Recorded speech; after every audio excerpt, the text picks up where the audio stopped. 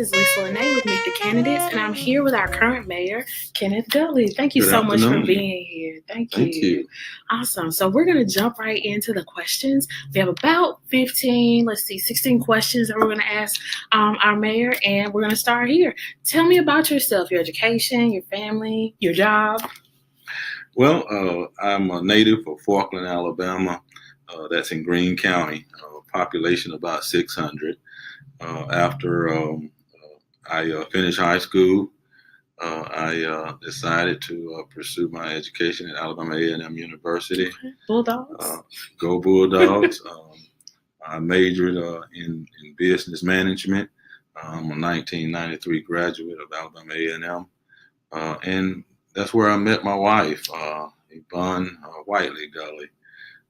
She's native Bessemer, and that's kind of how I got back to Bessemer, Alabama. We decided after we finished A&M to move back to Bessemer, Alabama, and make Bessemer our home. Awesome. So kind of the rest is history. Awesome. So we need some more Alabama A&M grads to move to Bessemer. Is that right? That is correct. You can never go wrong. All right. That sounds good. So tell me, what books are you currently reading? Well, obviously, we've been in the middle of a campaign, so I haven't been reading a lot of books, but it's one that I got from a friend that I have been reading, and I can't wait to finish. And it is a biblical-based book called "Where Are the Men of the House" by Eric Johnson, and I'm looking forward and stuff to that. Obviously, I'm looking forward to finishing that book because obviously that's a very, very good question in today's society when we talk about men being the head and stuff of household. You know, no disrespect to the ladies and stuff, but God made and stuff men and stuff the head, and it's very encouraging to young men to step up and take their rightful place when it comes and stuff to taking care of stuff business, regardless of whether it's the business of your household, you know, the business and stuff of your work, and the business of your job, and taking care of the things that are necessary. That young men and such should be preparing themselves to have families and take care of. So it's a very interesting book. I can't wait to get past the election cycle and stuff so I can finish that book. Awesome. All right, next question. What was your favorite subject in school? Well, my favorite subject in school, and it always has been history. Okay. You know, I've been fascinated and stuff with history since I was young. You know, I'm always fascinated when it comes to how this country was built. You know, it can be anything from, you know, the steel industry and stuff with Carnegie, or you know, Rockefeller and stuff in the gas and petroleum and stuff industry and kerosene industry. It's all been fascinating and stuff to me. I love history. I love to sit down and look at the things that has made this country what it is and stuff today. So history was in school my favorite subject, and has remained and so very, very instrumental because I love the history. I love the history of Bessemer. Right. Sitting down reading about the history of Bessemer and stuff has been awesome. Because we have such a rich history here in the city of Bessemer. That's true. And I have to say, you know, as a Bessemer native, I am sitting here with the third Black mayor of Bessemer, Alabama. That's an amazing thing. So thank you for, you know, being the person to step up and become mayor at this time. So we do appreciate that. Well, you know, thank you very much. You know, I've always told people that I believe God put who he wants, where he wants, for however long he wants them there. And, you know, I look at what we've been able to accomplish over the last 2 terms here in the city of Bessemer. And, you know, I give God the honor. We are so blessed here in Bessemer to see some of the things that he's allowed us to accomplish and stuff since we've been mayor here. That's awesome. So we're moving right along to the next question, y'all. Here we go. So tell me, what would you say to students who are starting their new school year? Well, you know, the young people has always been very, very important and stuff to me because Bessemer reminds me a lot and stuff of the way that I grew up. I look at the socioeconomics and stuff of Bessemer, and we all know that education and stuff is the key to accomplishing and stuff, whatever we want to accomplish in life. We've always looked at things that were beyond our limitations or things and stuff that we even thought that we could not do. For instance, President of the United States of America, but President Barack Obama showed us that we can accomplish anything. We can accomplish that and stuff as well. But my message is always the same to the young people. Stay focused, stay away from destructive behavior, stay away from bullying, stay away from those things that are detrimental to your education. As I like to say, just like an artist, the canvas at your age and stuff is clear. God gives us all free will. You can write right now at a young age whatever you want your life and stuff to be. If you want to be successful, you can be successful. There'll be challenges. There are always going to be challenges, but as long as God is with us, we know that we can overcome any challenge that comes our way. So, to the young people, just stay focused and get your education. Take advantage of the opportunities and stuff that you're getting and stuff right now. That's important. And unfortunately, sometimes I don't see a lot of our young people taking advantage of the opportunities that they have.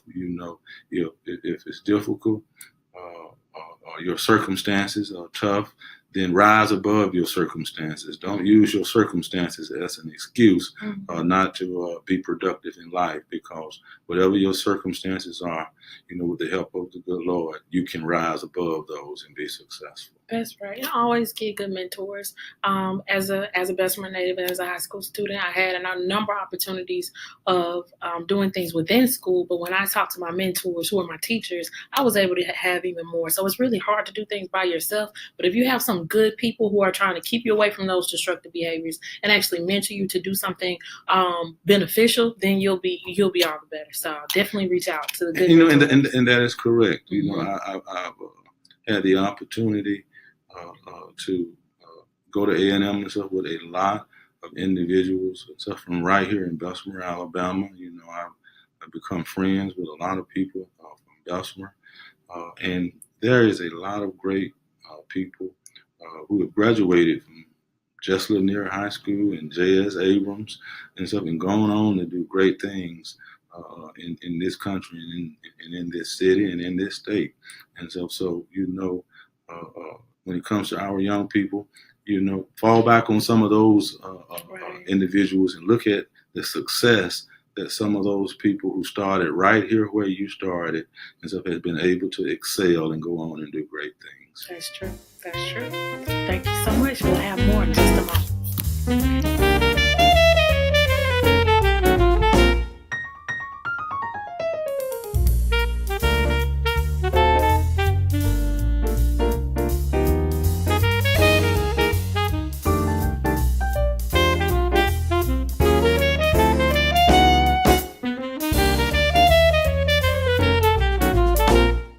Back, and we are here with our current mayor, Gulley, and we got a couple of questions we're still going to be asking today. So our first question is, what do you love about Bessemer? I love everything about Bessemer. I've always boasted when it has come to Bessemer. Bessemer is so self-sustaining. Bessemer has things that no other city in America of its size has. If you look at the city of Bessemer, we have our own courthouse, we have our own airport, we have our own golf course, we have our own hospital, we have all of the amenities that we need right here in the city of Bessemer. And one thing that makes Bessemer so good is it's just so self-sustaining. I like to say that we are a city that punches way above our weight. when it comes to our size. Mm-hmm. You know, a city with less than 28,000 citizens, and we're able and stuff to look at all of the businesses and industries that we have here in the city of Bessemer. We can get to wherever we want in the city of Bessemer in less than 15 minutes and stuff without traffic jams and things of that nature. Bessemer is just such a jewel and a wonderful place to live and work. And sometimes I know that we get a unfair, negative image, but we also recognize that we get that oftentimes from people who have never spent any time in the city of Bessemer, living or working in the city of Bessemer, because those of us who are here know that we have something special here in the city of Bessemer. That's right. That's right. I just want to add on to that little piece. As a Bessemer native, I had the opportunity of teaching in rural Alabama, and I suggest y'all, if you live in Bessemer, I want you to go to the rural areas in Alabama and see what people don't have that's associated with Bessemer. And a lot of people, they don't have the movie theaters, the hospital, the courthouse. In one place, they had 2 gas stations and a post office. And so Bessemer has much more than that, and we are going to continue to have more. I had the opportunity of traveling abroad to go into Cambodia, and it broke my heart to see kids in the street trying to sell souvenirs so they could get enough money to get their teachers to teach them, because the school systems weren't built or developed enough to actually pay the school teachers. We have school teachers in Bessemer. We have a whole school system in Bessemer. And it's really about using what you have and hopefully using it to the best of your ability to make sure that you can make yourself a better person and make Bessemer a better place. So thank you for adding on to that. I really appreciate it. We are very rich in resources. You know, God is tremendously blessed in this city. We have so many wonderful things going on in Bessemer, Alabama. Now, with all the wonderful things we have going on, what are some things that you'd like to improve? Well, you know, obviously, I want to be able to continue to do the things that we've already and some done. You know, cleanliness is one thing that's very important. It's up to me. You know, prior to my administration, we didn't have litter crews. I'm not necessarily proud and stuff that we have litter crews, but if we want a clean city, unfortunately, we have to do what is necessary and stuff to have a clean city. But you know, I reach out to the citizens when it comes to that, because those are dollars that can be reallocated in other places if we were just pick up litter behind ourselves, and you know, or not throw it and stuff out there.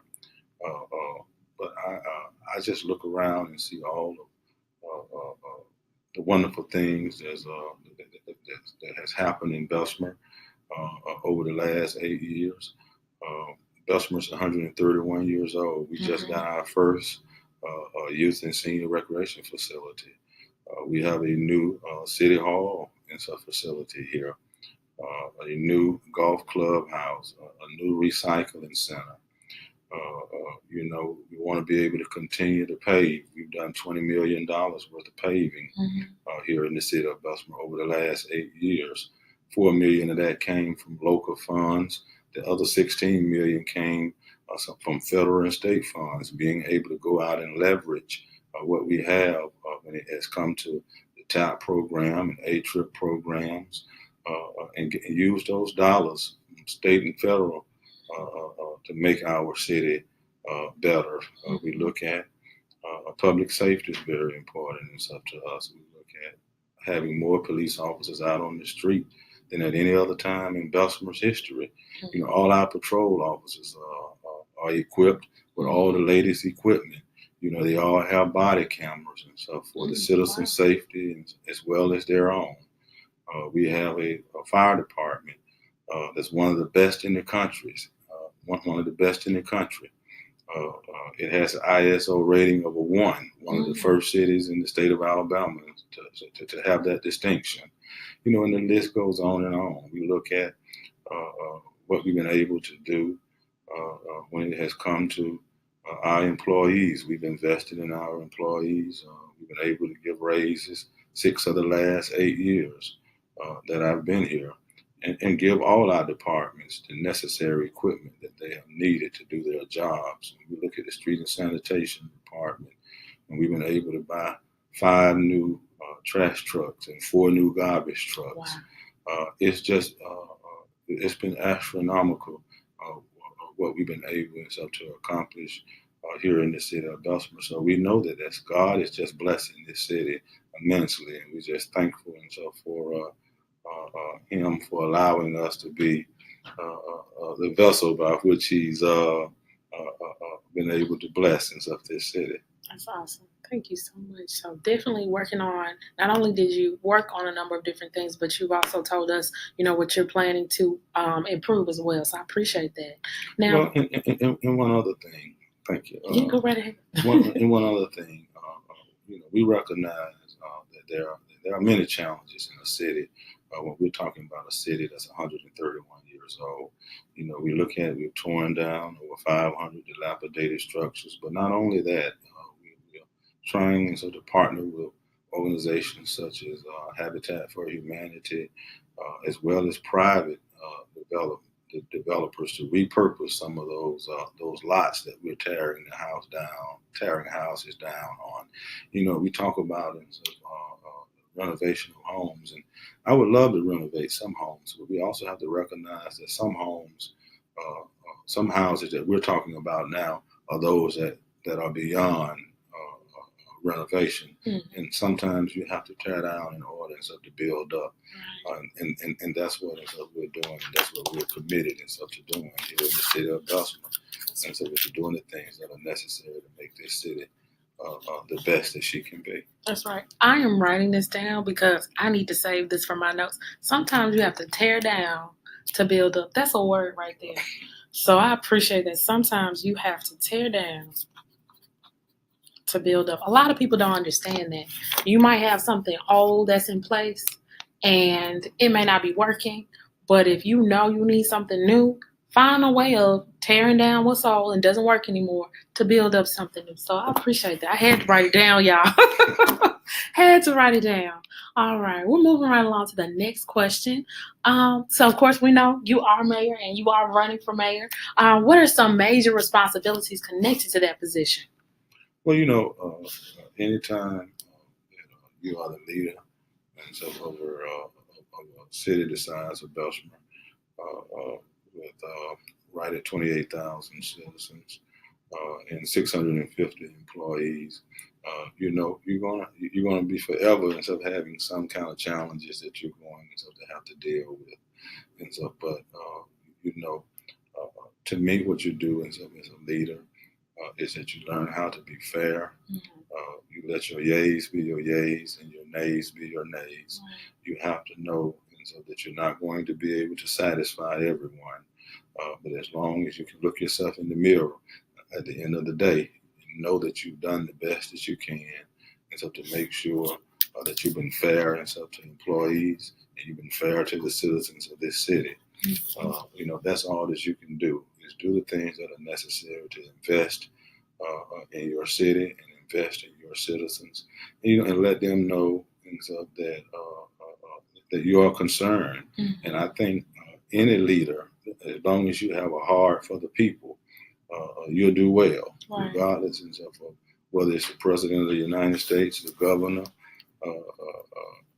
or the mayor. If you have a heart and a willingness to do what is necessary for the betterment and of whatever responsibility God has given of you, then I think you will do well.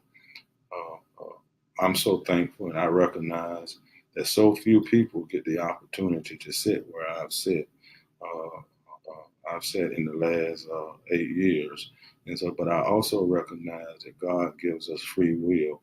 So the legacy that you leave is up to you.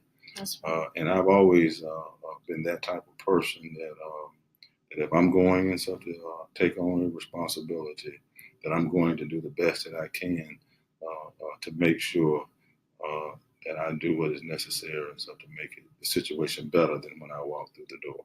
That's all. Thank you so much. So we're gonna move right along to the next question. We just got a couple more, y'all, so make sure you're tuning in. How do you think you can make a difference by being in this position? I think you already asked that, but if you want to just reiterate a little bit. Well, I think I already have made a difference. As I said earlier, I think God has tremendously blessed this city under this administration. There's some other things and stuff that I do want to do. I think our municipal court and our police department needs some attention as well. But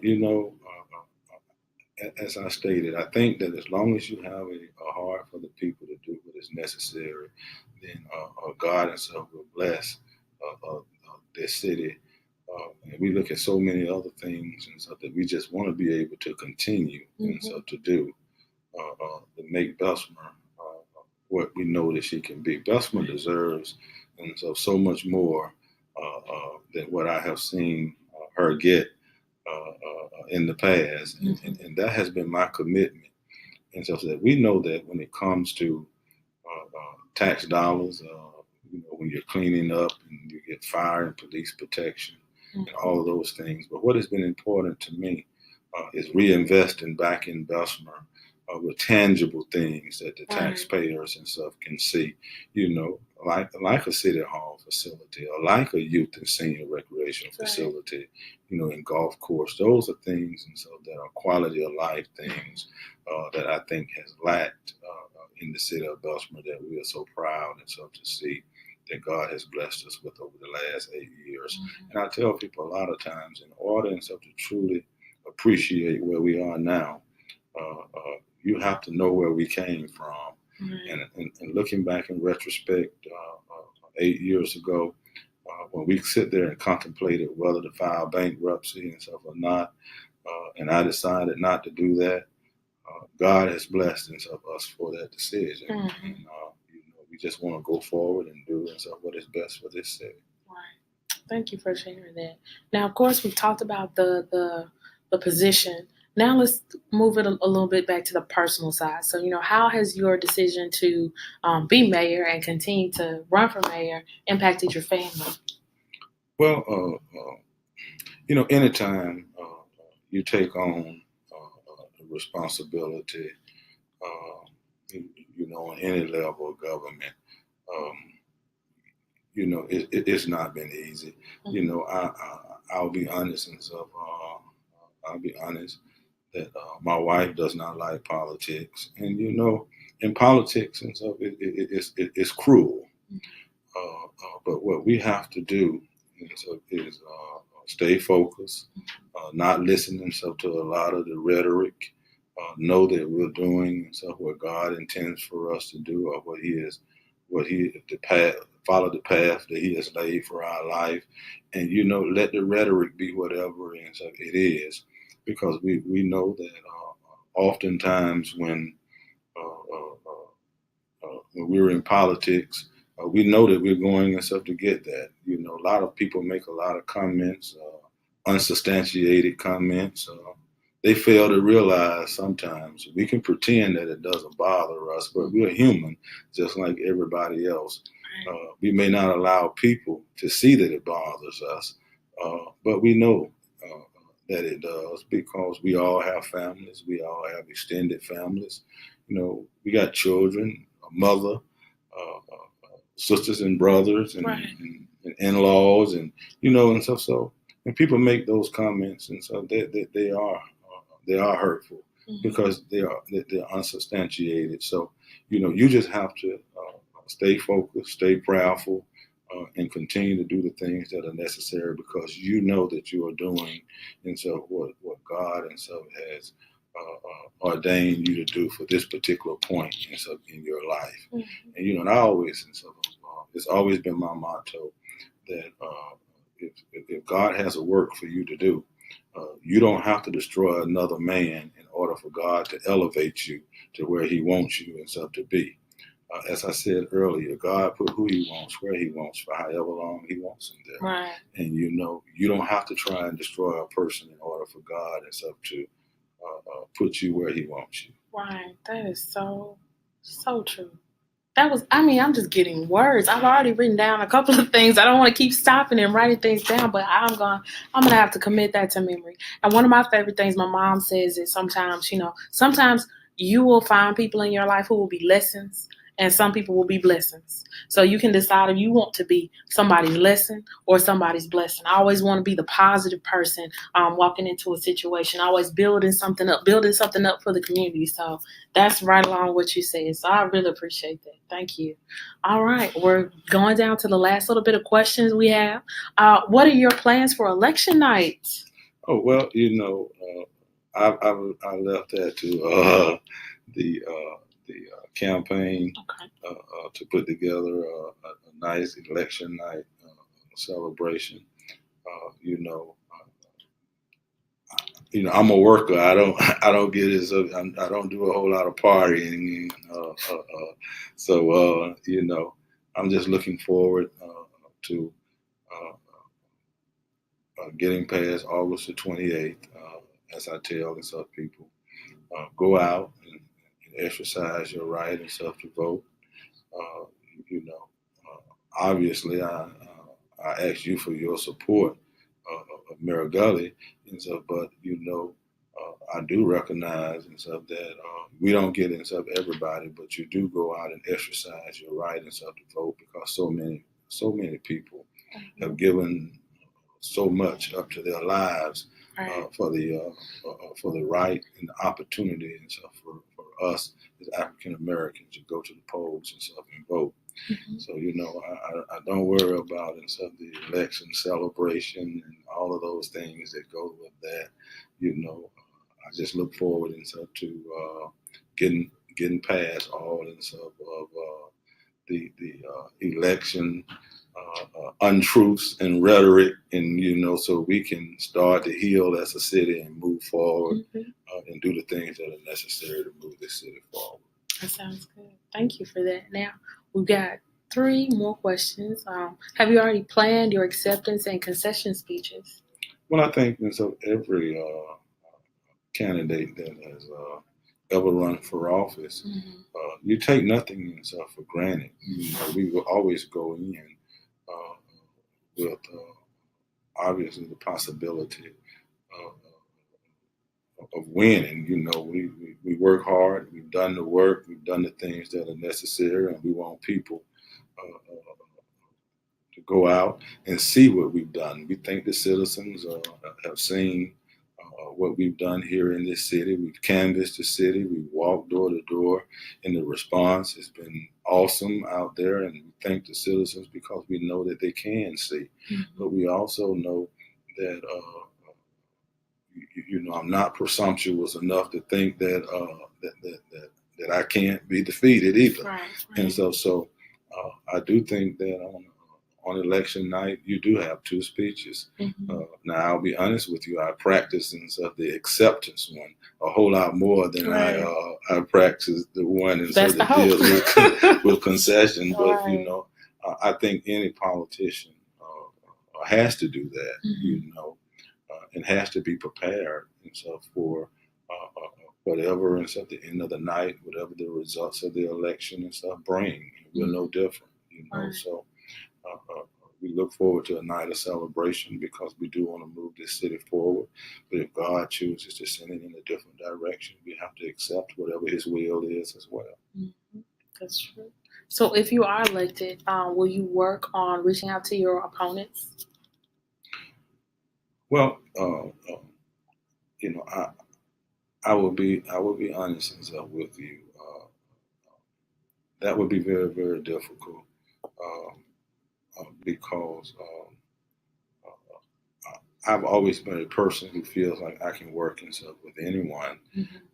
But unfortunately, politics have gotten so ugly, and so many things have been said, and so many untruths have been said that unfortunately it makes it difficult and so to forget. When you have personal attacks of one's family and personal attacks and stuff for one character and integrity, it makes it very, very difficult and stuff to do. I won't say that I can't do it, but I will say that I would have to pray a lot and stuff Right. in order and stuff to do that. And so because and I think that God will give me that peace of mind in order and stuff to do that.